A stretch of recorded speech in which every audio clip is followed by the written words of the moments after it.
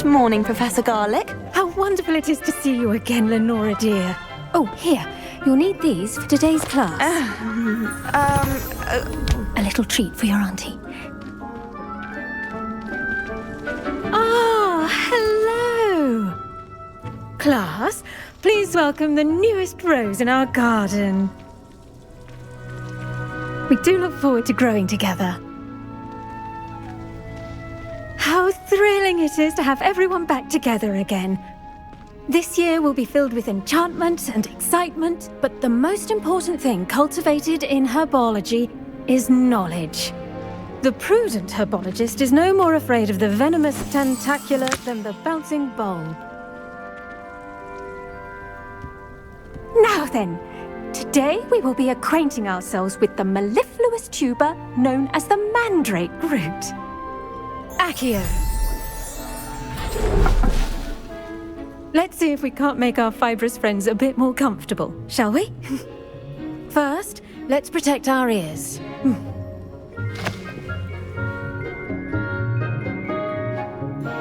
Now, everyone, grip their mandrake by the tendrils and give it a firm tug.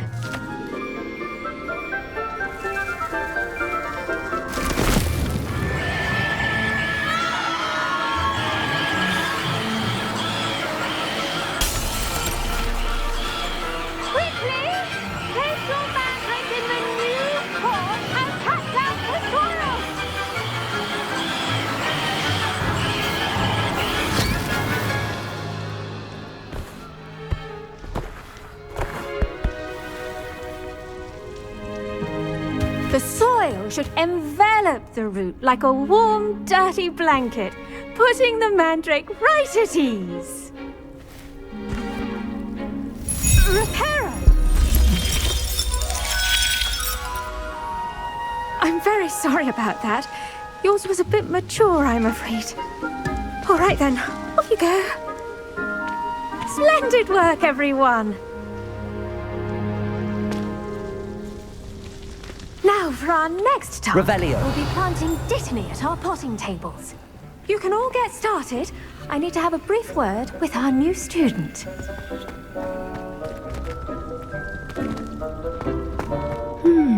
I wonder if hippogriffs like knotgrass.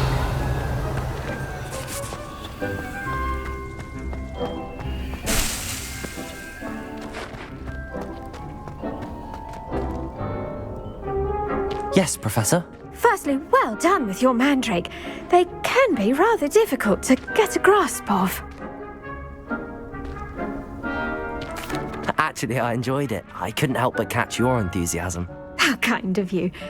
It seems you're already taking to herbology like a mandrake to fresh soil. Now, as I mentioned, next we'll be planting dittany. Let us find you some seeds. I already have some, Professor. Pick them up in Hogsmeade. You visited the Magic Neep. Wonderful! A prepared student is bound to bloom. I've arranged for you to have your own potting table here in the classroom. Wasn't easy to spare one on such late notice.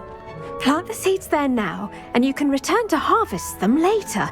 Even with soil, sunlight, and a bit of magic, they will take time to grow. Let's see how to balance my star thistle arrangement. Niffler's fancy or roses? Dittany's restorative properties make it a vital ingredient in the Wiggenweld potion, as you all should know from Professor Sharp's class. Well done! Once it can be harvested, your dittany will be ready to use in Wiggenweld potion. I'll let Professor Sharp tell you about that. Now, what say we branch out? Introduce you to a different sort of flora, the Chinese chomping cabbage. You'll find that some plants are better suited to uses outside of a cauldron. The cabbages do get testy without something to chew. Fortunately, I have a dummy for them to gnaw on. Be a dear and let them have a good chomping. Yes, Professor. They're in the other greenhouse. It's just at the end of the footbridge leading out of this room. Your classmate, Mr. Pruitt, has kindly offered to accompany you. Come back and see me when you're finished. Oh, and mind your fingers. They do bite.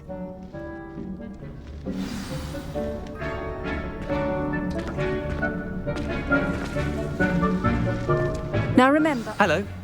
Saw you on your way to Hogsmeade the other day. Nice to meet you. I'm Leander. I'll be showing you the Chinese chomping cabbages.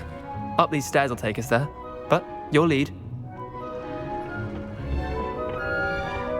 Nice work in Defense Against the Dark Arts, by the way. Excuse me? Your duel with Sebastian! And he's good. Thinks he's really good. But you outright slaughtered him. It was brilliant. Oh. Well, thank you. I nearly put Sebastian in his place myself. I mean, I would have, if Hecate hadn't stopped me. Didn't she stop that dragon skull from crushing you? Typical Slytherin trick, dropping a dragon skull on someone during a fight.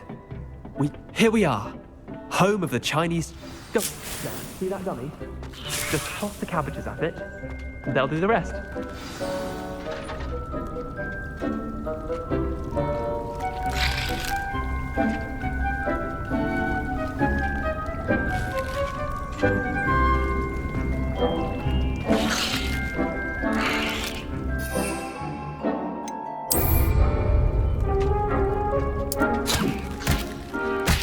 Look at that! They'll chomp on anything they can get their mouths on.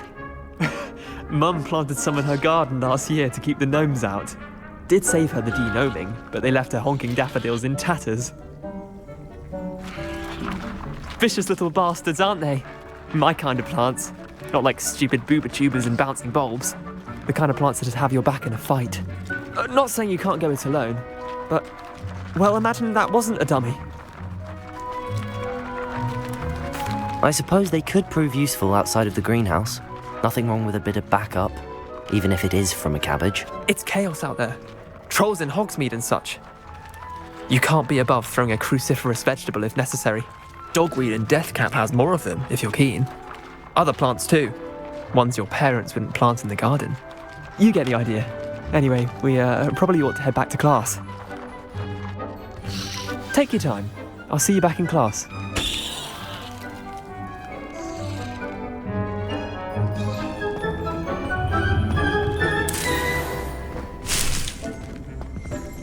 Revelio!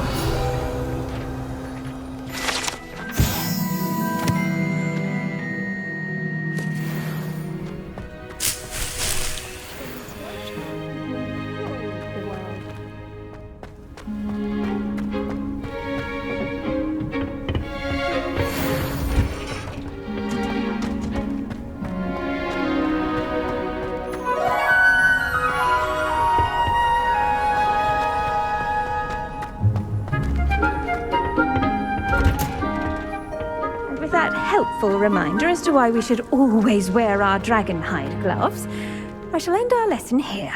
Terribly sorry, Mr. Clopton. I tended to the Chinese chomping cabbages, Professor. Remarkable plants, aren't they? I hope they weren't too much trouble. Oh, don't see any bite marks or missing digits. And good, as you do seem to be quite green-fingered. Oh, I'm eager to see your skill in the soil continue to blossom. Magical plants have so much to offer. I'm eager to learn more. I'm glad. Herbology is a bounteous subject. Tend to your garden, and it will tend to you. Well, I suppose that's everything. Do come by for a chat sometime. I so enjoy checking in with my new students.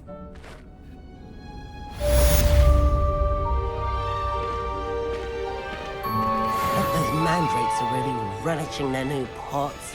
Only cost me my damned hearing.